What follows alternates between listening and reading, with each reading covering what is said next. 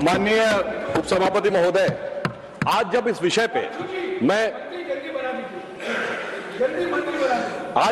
पे मैं इस बिल का समर्थन करने के लिए यहां पर खड़ा हुआ हूं, तो मेरे मन में संवेदना भी है और वेदना भी है। संवेदना उन छात्रों के प्रति और वेदना उस पे हो रही दुखद राजनीति के प्रति। माननीय सभापति महोदय, जैसे अभी झा साहब ने बोला था कि उनका स्टेक है, तो इस सदन में मैं एक नेता के रूप में नहीं, एक सांसद के रूप में नहीं, मैं इंजीनियरिंग का कॉम्पिटिटिव एग्जाम क्वालिफाई करके बने हुए एक छात्र के रूप में और बाद में इंजीनियरिंग के शिक्षक के रूप में, मैंने छात्र और शिक्षक दोनों रूपों में बच्चों के उस भाव को अनुभव किया है कि अगर उनको लगता है कि उनकी परीक्षा में कुछ गड़बड़ हो गई तो उनके मन का क्या भाव होता है, यह मैंने अनुभव किया। और मैं याद दिलाना चाहता हूं, जिस जमाने में हमने एग्जाम दिए थे, एंट्रेंस एग्जाम आईटीज के, जिस जमाने में राजीव गांधी जी थे, तो मैं याद दिलाना चाहता हूं फिजिक्स, केमिस्ट्री, मैथ के साथ साथ इंग्लिश का एग्जाम होता था। और जब तक इंग्लिश क्वालिफाई ना करें, फिजिक्स, केमिस्ट्री, मैथ की कॉपी नहीं जसती थी। तमाम बच्चे इसलिए नहीं आ पाते थे, और अगर वो सिलेक्ट हो जाए तो वो छोड़ के चले जाते थे, क्योंकि वो घबरा जाते थे। हमारे उत्तर प्रदेश से बहुत लोग थे, मगर आज प्रधानमंत्री श्री नरेंद्र मोदी जी के नेतृत्व में 13 भाषाओं में एग्जाम होता है और 13 भाषाओं में मेडिकल और इंजीनियरिंग की पढ़ाई होती है। और आज जो युवा पीढ़ी है, तरुणाई है, वो आज नई ऊंचाइयों पर जा रही है। अभी प्रधानमंत्री जी ने बताया, फिजिक्स ओलंपियाड में हमने ज्वाइंट रूप में सही 5 गोल्ड मेडल पाकर टॉप किया। केमिस्ट्री, बायोलॉजी और मैथ के ओलंपियाड में शानदार प्रदर्शन हमारे बच्चों ने किया। आप अगर देखें तो अभी स्काई रूट कंपनी ने भारत का first space satellite Vikram 1 launch किया, और जिसकी एवरेज एज 28 साल है। और यह भी याद करिए, इस समय हमारे बच्चों के, युवाओं के प्रतीक कौन? गुकेश डोमराजू, जो 18 साल की उम्र में वर्ल्ड चेस चैंपियन बना। वो देवव्रत महेश रेखे, जिसने 19 साल की उम्र में दंडकम पारायण शुक्ल यजुर्वेद का करके दिखा दिया। ये है हमारी एक्चुअल जेन जी की प्रतिभा, और इस प्रतिभा को निखारने और संवारने के लिए हमारी सरकार पूरी तरीके से प्रतिबद्ध है।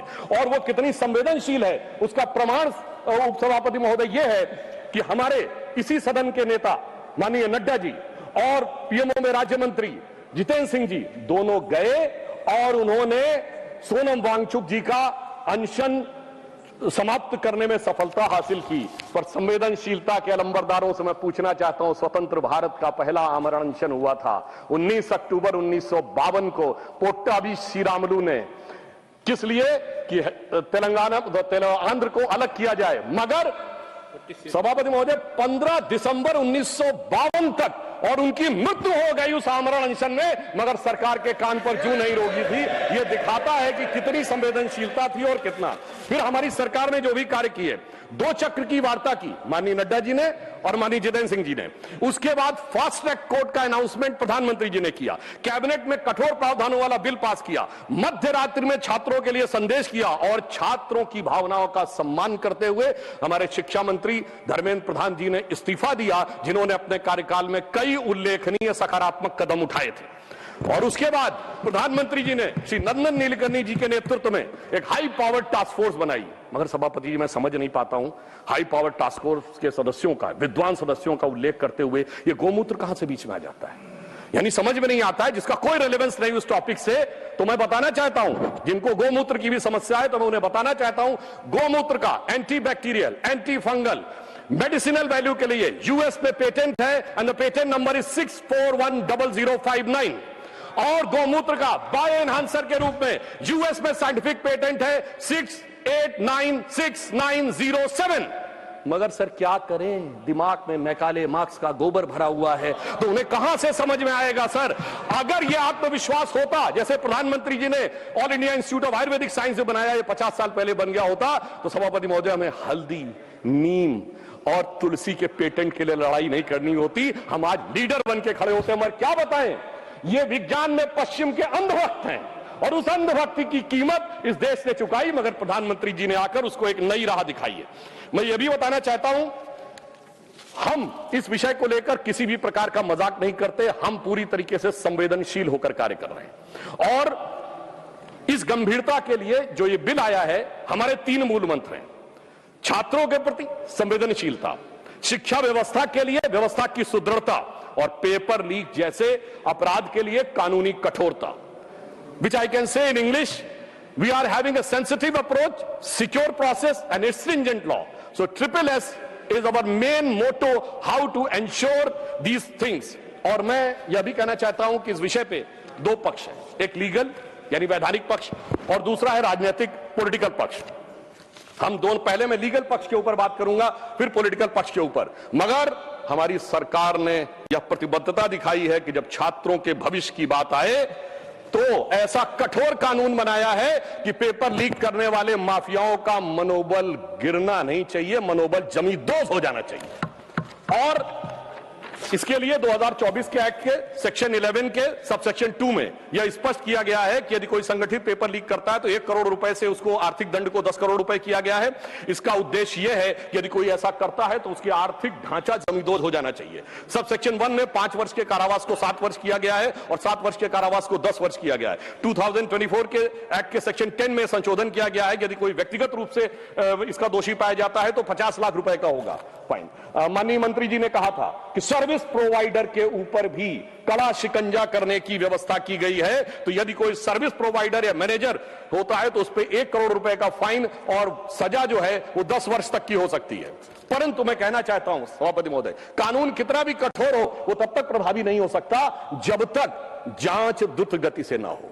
तो इसमें यह प्रावधान किया गया है 2024 के एक्ट के सेक्शन 12 में, सेक्शन 12 और बी, ए एंड बी, दो नए संशोधन किए गए हैं जिससे जांच एजेंसी को 2 महीने के अंदर ही अपनी जांच पूरी करनी है। और पहले प्रावधान यह था कि केवल सेंट्रल एजेंसीज करेंगी, अब स्टेट्स को इंपावर किया है कि वो चाहे तो स्पेशल टास्क फोर्स अपनी बना सकते हैं और उसे भी 2 महीने के अंदर जांच देनी होगी। यानी स्टेट्स को भी पावर दिया है और उसके लिए स्पेशल टास्क फोर्स की व्यवस्था भी की है। परंतु सभापति महोदय, जांच कितनी भी द्रुत गति से हो, जब तक न्याय द्रुत गति से ना हो तो भी समस्या होती है। तो इसमें यह व्यवस्था की गई है, सेक्शन 12 में यह प्रावधान किया गया है कि स्पेशल ट्रैक कोर्ट बनेंगे, फास्ट ट्रैक कोर्ट बनेंगे जो डे टू डे बेसिस के ऊपर हियरिंग करेंगे और इसके लिए कोई भी राज्य या केंद्र शासित राज्य या प्रदेश उच्च न्यायालय के मुख्य न्यायाधीश की अनुशंसा के ऊपर डेजिग्नेटेड कोर्ट का गठन कर सकेगा। परंतु सभापति महोदय, कई बार न्याय में बीच में लोग लूपहोल निकाल लेते हैं, तो यह भी व्यवस्था की गई है यदि कोई कानूनी दावपेच निकालकर बचना चाहे तो कोई स्पेशल टास्क फोर्स के आदेश या निर्णय को चैलेंज करना चाहे तो उसे हाई कोर्ट में 2 जजेस बेंच में ही जाना पड़ेगा और उस अपील का डिस्पोजल 3 महीने के अंदर करना पड़ेगा। यानी हर प्रकार की व्यवस्था को सुनिश्चित किया गया है। यदि मैं एक लाइन में कहूं तो इस विधेयक में पेपर लीक पर कठोर दंड, समयबद्ध जांच और त्वरित न्याय, तीनों का ही समस्त प्रावधान किया है। इसके लिए मैं सरकार को धन्यवाद और साधुवाद देना चाहता हूं। और इतना ही नहीं, विगत 12 वर्षों में हमारी सरकार ने शिक्षा व्यवस्था के लिए क्या क्या किया है वो बहुत सारा विस्तार लोग बता चुके हैं। IITs 15 से 23 हुई, IIMs 15 से 21 हुई, एम्स 7 से 20 हुए, मेडिकल कॉलेज 387 to 808 हुए, टोटल यूनिवर्सिटी 760 से 1338 हुई, अंडर ग्रेजुएट MBBS सीट 151% बढ़ी, PG सीट 140% बढ़ी और 15,000 करोड़ रुपए का निवेश किया गया है ताकि आने वाले वर्षों में 10,000 नई मेडिकल सीट्स का गठन हो सके। सरकार ने 50,000 करोड़ रुपए का निवेश 2023 में अनुसंधान रिसर्च फाउंडेशन के लिए किया है और यह भी व्यवस्था की है कि 6,000 हमारे जो कॉलेज है 6,300 संस्थाओं में वन नेशन वन पोर्टल, ताकि इंटरनेशनल जो हमारे जर्नल्स होते हैं वो फ्री में अवेलेबल हो। 13,000 टॉप जर्नल्स आप कोई भी बच्चा जाके वहां से डाउनलोड कर सकता है। और इतना ही नहीं है सभापति महोदय, विगत 12 वर्षों में QS वर्ल्ड रैंकिंग में, जहां 2014 से पहले हमारे संस्थानों की संख्या सिंगल डिजिट में थी, आज 54 इंस्टीट्यूट हमारे ऐसे हैं जो QS वर्ल्ड रैंकिंग के ऊपर जिनकी रैंकिंग होती है। और मैं यह भी बताना चाहता हूं आज भारत की शिक्षा व्यवस्था के प्रति क्या आकर्षण उत्पन्न हो रहा है। 58,000 से अधिक विदेशी छात्र आके पढ़ रहे हैं। आज स्थिति यह है कि पहली बार हमारे संस्थान IIT मद्रास का जंजीबार में कैंपस बना है, IIT दिल्ली का अबू धाबी में बना है, IIM अहमदाबाद का दुबई में बना है और अभी प्रधानमंत्री जी इंडोनेशिया गए थे तो पहली बार IIM बेंगलोर के कैंपस के लिए इंडोनेशिया की सरकार ने रिक्वेस्ट किया है और उसकी अनुमति प्रदान की गई है। यह दर्शाता है कि शिक्षा व्यवस्था के लिए काम किया। और एक और मैं कहना चाहूंगा, हमारे विपक्ष में कई विद्वान लोग बैठे हैं, अब भारत का जो फॉरेन रेमिटेंस है $135 बिलियन आता है और उसमें से पहली बार ऐसा है विगत 2 वर्षों में जब वो डेवलप्ड इकोनॉमीज में से आता है। यानी हमारा जो टैलेंटेड यूथ है जो जाके, जिसको आप हाई लेवल स्किल वाले जॉब्स कहते हैं, उनमें से करके वो ला रहा है। तो यह दिखाई पड़ता है कि हम कितने सही ढंग से काम कर रहे हैं। माननीय खड़गे जी ने बोला था कि साहब हमने उनसे सीखा और हम ही जो है वो उनसे सीखने के बाद ये नीट का और एनटीए का विषय लाए। तो मैं कहना चाहूंगा, माननीय मंत्री जी ने बोला था कि 1992 में अवधारणा दी थी और उसके बाद 2014 तक राह देखते ही रहे। इसे कहते हैं आह को चाहिए एक उम्र असर होने तक।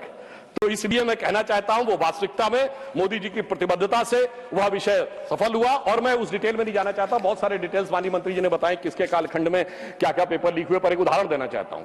ये तो अपने नेताओं के प्रति संवेदनशील नहीं है। मैं याद दिलाना चाहता हूं, राजस्थान में कांग्रेस के शासनकाल में एक यात्रा निकली थी, पद यात्रा, अजमेर से जयपुर तक। सचिन पायलट जी ने यात्रा निकाली और कहा पेपर लीक कितने हो रहे हैं कि मैं छात्रों के हित में पदयात्रा निकाल रहा हूं। मगर अफसोस कि उन्होंने उसके ऊपर कहीं कोई शिकन नहीं आई। उन्होंने, और सुनिए, इनके मुख्यमंत्री ने बोला, बात रिकॉर्ड पे जा रही है, इनके मुख्यमंत्री ने बोला मैं तो जादूगर हूं, सब ठीक कर दूंगा। और उस समय सचिन पायलट जी का मीडिया में बयान है जिसमें उन्होंने कहा पेपर लॉक में था, लीक हो गया। ये कैसी जादूगरी है? अब मैं बताना चाहता हूं, आज मैं पूछना चाहता हूं, विपक्ष की सरकारों में जहां पेपर लीक हुए हैं, क्या वही मानदंड होगा जो हमारी सरकार के लिए है? पंजाब हो, झारखंड हो या कर्नाटक हो, क्या एक मंत्री के लिए एक रूल रहेगा या हर मंत्री के लिए अलग अलग रूल रहेगा? अब बॉल इनके कोर्ट में है और इन्हें तय करना है। मगर मैं याद दिलाना चाहता हूं, हमारे सदन के एक सम्मानित सदस्य जो अभी अभी आए हैं, श्री कपिल सिब्बल जी, जो बहुत प्रख्यात वकील हैं और ज्यादातर विवादास्पद विषयों के प्रख्यात वकील रहे हैं, उन्होंने शिक्षा मंत्री रहते हुए यह वकालत करने चले गए कि साहब हम बच्चों को लीगल एड देंगे। इनके शिक्षा मंत्री रहते हुए 2009 से 12 में सिर्फ, सर 2010 में रेलवे रिक्रूटमेंट बोर्ड, 2011 में all India engineering entrance examination, 2011 में हरियाणा बोर्ड और 2012 में एम्स। सर आप समझिए, मैं कहना चाहूंगा, यानी जिस पर होना चाहिए था इल्जाम, वो लेके आ गया वकालत का पैगाम। अब पता नहीं है छात्रों का करेंगे काम या करेंगे छात्र हितों का काम तमाम। मुझे लगता है कि आज सारे के सारे, और मैं एक और बात कहना चाहता हूं, हमारे बहुत से लोगों ने यह कहा कि नीट को समाप्त कर देना चाहिए। मैं सभापति महोदय बताना चाहता हूं, जब नीट नहीं थी 2016 में, तो क्या होता था? प्राइवेट कॉलेजेस की सीटें नीलाम हुआ करती थी, लाखों लाख रुपए में। वो गरीब और मध्यम वर्ग के बच्चे को तो कभी उसके लिए स्वप्न से बाहर था कि 25 लाख 50 लाख रुपए देकर एडमिशन पाएगा, पीजी में कहीं 1-1 करोड़ रुपए देकर एडमिशन पाएगा। मगर आज प्रधानमंत्री जी ने जो काम किया है इस साल के नीट में, कैसे कैसे बच्चों को अवसर मिला। कुछ उदाहरण देना चाहूंगा। राजस्थान के बाड़मेर में एक दिहाड़ी मजदूर लखा की बेटी को और बूंदी में राजस्थान की सूरज सैनी को मौका मिला है। भागलपुर का सूरज कुमार या रायसेन के मध्य प्रदेश का आदर्श लोधी या लखनऊ की वो नीलू जिसकी मां घरों में काम करती थी, गोरखपुर का वो विशाल तिवारी जिसके पिता ऑटो रिक्शा ड्राइवर थे, मुजफ्फरनगर का वो मोहम्मद सुहेल जिसके पिता ई रिक्शा चलाते थे। सभापति जी, इन बच्चों के अरमान पूरे होने का यदि श्रेय किसी व्यक्ति को जाता है तो प्रधानमंत्री श्री नरेंद्र मोदी जी को। इन बच्चों के अरमान पूरे हुए, मगर जो कैपिटेशन फीस लेके सैकड़ों करोड़ प्रति वर्ष कमाते थे, उनके अरमानों पे बिजली गिरी है। और उस बिजली गिरने के कारण एक कहावत होती है कि तन बदन में आग लगना, मगर सभापति जी इनके तन बदन और धन तीनों में आग लगी हुई है। और मैं कह सकता हूं कि आज जिस प्रकार की आग ये लगाने का प्रयास करते हैं, मैं याद दिलाना चाहता हूं सर, इनकी पार्टी के वरिष्ठ नेता 2024 में क्या बोलते हैं इंजीनियरिंग और मेडिकल के इंट्रेंस टेस्ट में, कि जो क्वेश्चन बनते हैं वो अमुक जाति के लोग बनाते हैं, इसलिए अमुक जाति के लोग उसमें ज्यादा सेलेक्ट होते हैं, और दूसरी जाति के बने तो कौन से। मैं समझ नहीं पाता हूं कि moving charge in magnetic field या इलेक्ट्रोमैग्नेटिक इंडक्शन का अगर कोई फार्मूला होगा, उसमें जात कहां से आ गई? सभापति जी 9th क्लास में मैंने पढ़ा था, अगर सेंट्रीग्रेड को फॉरेन हाइट में चेंज करना है तो C/5 = M-32/9 होता है। अगर ये सवाल पूछा जाएगा तो सवाल और जांचने वाले में जात कहां से आ गई? मैं जेन जी से कहना चाहता हूं, समझिए इनके खतरनाक इरादे। ये उस समय भी आपको गुमराह करने में लगे हुए थे, और आज आदरणीय खड़गे जी ने कहा कि SC ST OBC के रिजर्वेशन के बारे में, सभापति महोदय शिक्षण संस्थाओं में SC ST OBC का रिजर्वेशन, बिजला जी ने बोला था सर, जैसे ही दूसरा वाला वोट बैंक दिख जाता है, AMU SC ST OBC reservation साफ, Jamia Millia Islamia SC ST OBC का रिजर्वेशन साफ, कश्मीर में एससी एसटी रिजर्वेशन देने की जरूरत ही नहीं है। हजारों संस्थाओं को माइनॉरिटी घोषित करके एससी एसटी ओबीसी का रिजर्वेशन साफ। और याद करिए सर, कश्मीर में यह प्रावधान था कि वाल्मीकि समाज की एक बच्ची जब वो पीएचडी करके गई कि यूनिवर्सिटी में लेक्चरर बनना है, तो उससे कहा गया तुम्हारे डोमिसाइल के हिसाब से तो सिर्फ सफाई कर्मचारी बन सकते हो। और ये लोग आके आज मनुस्मृति की बात करते हैं। मुझे लगता है कि आज वो धारा 370 हटने के बाद उन्हें वास्तविक अधिकार मिला है। और मैं ये भी कहना चाहूंगा, इतना ही नहीं सर, रिजर्वेशन में इन्होंने ऐसी घुसपैठ की है माइनॉरिटीज की कि अभी एक केस जो था हाईकोर्ट ने क्वैश किया है पश्चिम बंगाल सरकार का। सर, इन्होंने ओबीसी के आरक्षण में ऐसा किया, आगे का दरवाजा खोला, पीछे का दरवाजा खोला और रोशनदान भी खोल दिया कि किस प्रकार से अपने वोट बैंक के सारे लोगों को माइनॉरिटी में लाया जा सके। अब मैं यह भी कहना चाहता हूं सर, खड़गे जी ने जो कुछ भी बोला, अब उस विषय के ऊपर मैं बोल चुका हूं, इसलिए मैं दोबारा नहीं बोलना चाहता, मगर फिर मैं बताना चाहता हूं, आज समाज में जो लड़ाई लगाने की बात की जाती है, आई जस्ट रिपीटिंग क्विकली कि डॉक्टर अंबेडकर ने अपनी किताब हु और शूद्राज में chapter number 1 page number 1 paragraph number 3 में लिखा है, there is no connection of modern day scheduled caste with the Vedic age Shudras. Second, उन्होंने द अनटचेबिलिटी में लिखा है, पेज नंबर 155 पे आप कहेंगे तो मैं अभी आपको ऑथेंटिकेट कर सके दे सकता हूं, जिसमें उन्होंने लिखा देयर वाज नो अनटचेबिलिटी, मनुदेरा started on 4th century, subsequent become on 8th century. अब 8th सेंचुरी से इस देश में क्या हुआ था ये भी याद रखने की जरूरत है। पर मैं ये कहना चाहता हूं सर एक और बात, कि आज जो लोग कॉम्पिटिटिव एग्जाम वाले बच्चों के लिए कि नेता बनने का प्रयास कर रहे हैं, सर उन्होंने कभी जिंदगी में कंपटीशन देखा है? कभी नहीं देखा सर। ये वो नेता हैं जिन्होंने एजुकेशन में कंपटीशन नहीं देखा, नौकरी में कंपटीशन नहीं देखा, पॉलिटिक्स में कंपटीशन नहीं देखा, और अपनी पार्टी में तो ऐसी रेस दौड़ते थे जिसमें एक ही आदमी दौड़ना होता था। तो आप सोचिए कि जिन्होंने कभी रियल में कॉम्पिटिटिव एग्जाम क्वालिफाई नहीं किया, मतलब फेस ही नहीं किया। दूसरी तरफ हमारे नेता नरेंद्र मोदी जी जमीन से एक एक परीक्षा को पूरे करते हुए किस प्रकार से उभर कर सामने आए, तो साफ समझा जा सकता है। मैं सर कोट करना चाहता हूं, सर दुनिया की सबसे बड़ी, सर आपने अपने टर्न में बोलिए, दुनिया की सबसे बड़ी कंपनी एनवीडिया के चीफ सर जेनसेन हुआंग ने 23 सितंबर 2024 को कहा है, एनवीडिया के सीईओ ने, उसने कहा whenever I meet PM Modi I find an incredible student in him. तो एक तरफ है हमारे नेता जो motivated, dedicated and incredible student है, दूसरी तरफ एक वो है जो फ्रस्ट्रेटेड, रिजेक्टेड और हर लोकसभा सत्र के बाद इंटरनेशनली इनविजिबल नेता है। अब मैं एक और बात कहना चाहता हूं, एक चीज जो हमारे लिए चिंता का विषय है सर, देखिए जिस प्रकार की भाषाएं आई वहां पर बच्चों के उसमें वो बहुत अशोभनीय और चिंताजनक था, जिस ढंग की भाषा का प्रयोग किया गया। मगर बच्चों की क्या गलती है सर, जो बड़ों से सीखते हैं। यदि यहां पे गालियां दी जाती हैं, अभी जो सदन में सदस्य खड़े हुए उन्होंने भी गाली वाली दी थी, अलग बात है। प्रधानमंत्री जी को बिहार में मां की गाली दी जाती है, आखिर में बच्चे बड़ों से ही सीखते हैं। तो मुझे लगता है ये अभी ध्यान रखना चाहिए। मगर मैं दलगत भावना से अलग होकर कहता हूं, आज जो कुछ आपने सुना, हम इस तरफ पक्ष के हो या उस पक्ष के हो, क्या हमें नहीं लगता कि इस विषय को लेकर हमें चिंता होनी चाहिए? इस पे पूरे सदन को चिंता होनी चाहिए और इसका मार्ग प्रशस्त होना चाहिए। इसलिए मैं सदन की तरफ से कहना चाहूंगा कि शील, विनय, आदर्श, सभ्यता तार बिना झनकार नहीं है। शिक्षा क्या स्वर साध सकेगी यदि नैतिक आधार नहीं है? और मैं यह भी बताना चाहता हूं सर, मैं जेन जी से भी कहना चाहता हूं कि आपने एक गाना सुना होगा, यही उम्र है कर ले तू गलती से मिस्टेक। तो मैं बच्चों से बताना चाहता हूं, ये पानी की बोतल 10 रुपए की आती है, मगर Instagram free, Facebook free, WhatsApp free, Twitter free, ये फ्री क्यों दिया जा रहा है भाई? जबकि वो सभ्यता क्या कहती है, there can never be a free lunch, if there is a free lunch there has to be poison in it.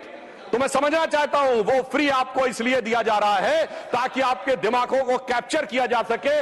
इसलिए मैं पुनः 1997 की एक मूवी है यस बॉस, जो शाहरुख खान और जूही चावला थे, तो वो अपने बॉस को सोचती है कि वो मेरे लिए अच्छा कर रहा है, मगर वो उनको ट्रैप में फंसा रहा था। तो एक गाना था, बड़े टेढ़े मेढ़े दुनिया के रास्ते, खतरे ही खतरे हैं तेरे वास्ते। तो मुझे लगता है कि जेन जी को इस विषय पर समझना चाहिए। और मैं यह भी कहना चाहता हूं युवाओं से, याद रखिए योग, भोग, संग्राम तीनों जवानी के काम। और याद रखिए 80% लोग भोग में और 20% लोग संग्राम में पड़े हुए हैं। बहुत संभल कर आगे कदम बढ़ाना होगा। इसलिए मैं कहना चाहता हूं कि आज जब छात्रों के आंदोलन में कुछ ऐसे अवांछित तत्व आ गए थे, और ये मैं हवा में नहीं बोल रहा हूं, 23 जुलाई को 9:30 पे सोनम वांगचुक जी का ट्वीट है जिसमें उन्होंने ये कहा कि भाई मुझे बहुत पेन है कि कुछ एंटी सोशल एलिमेंट्स आ गए। बच्चों से कहूंगा सावधान रहिए, ये बड़े खतरनाक एलिमेंट हैं, ये अवसरवादी, अराजकतावादी हर आंदोलन में चले जाते हैं, सीए में भी चले जाते हैं, किसान में भी चले जाते हैं, कुछ पहलवान में भी चले जाते हैं, आज बच्चों में भी। तो ये वो मुखौटा है जो कभी मुसलमान के पीछे छुपता है, कभी किसान के पीछे छुपता है, कभी पहलवान के पीछे छुपता है, आज नौजवान के पीछे छुपा है। इसलिए मैं कहना चाहूंगा बच्चों से कि देखिए वो जो बच्चे हैं वो तो भटके हुए नौजवान हैं सर, बच्चे तो भटके हुए नौजवान हैं, मगर सत्ता के लालच में पक्की दाढ़ी वाला एक लटका हुआ नौजवान भी है, उससे उनको बहुत सावधान रहने की जरूरत है। और मैं सर बस 1 मिनट में खत्म कर रहा हूं सर, प्रधानमंत्री जी ने और गृह मंत्री जी ने यह ध्यान रखा, हिंदी में एक कहावत है कि गेहूं के साथ घुन न पिसने पाए, हमने ध्यान रखा कि उन अपराधी तत्वों के बीच में बच्चों के साथ किसी प्रकार का वो ना होने पाए। तो मैं सिर्फ ये कहना चाहूंगा हमारा उद्देश्य है संवेदना, संवाद के साथ समाधान खोजना, इनका है दुष्प्रचार, अराजकता के साथ घमासान मचाना। और बस अंतिम पंक्ति कह के समाप्त करता हूं, मैं बच्चों से कहना चाहता हूं, प्रधानमंत्री जी ने जिन विपरीत परिस्थितियों में निकाला है कि वो पुराना गीत हम सबने सुना होगा, हम लाए हैं तूफान से कश्ती निकाल के, इस देश को रखना मेरे बच्चों संभाल के, हर एक कदम उठाना जरा देखभाल के।